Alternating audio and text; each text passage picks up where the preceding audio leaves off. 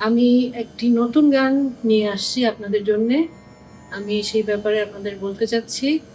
গানটি হচ্ছে একটু নতুন আঙ্গিকে বাংলা গজল। এটা মনে হয় আগে কখনোই হয় নাই।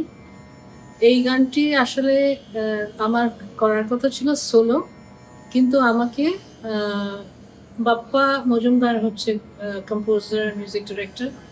ও যখন আমাকে বলল যে, "আন্টি আপনার জন্য একটা গান করেছি, আপনি কি গাইবেন?" আমি বলছি, "হ্যাঁ, অবশ্যই গাইবো।" তো গানটা শোনার পরে আমি আবার ওকে কল করলাম। আমি বললাম, "বাপ্পা, এই গানটা আমরা একসঙ্গে গাই, দুজনে গাই।"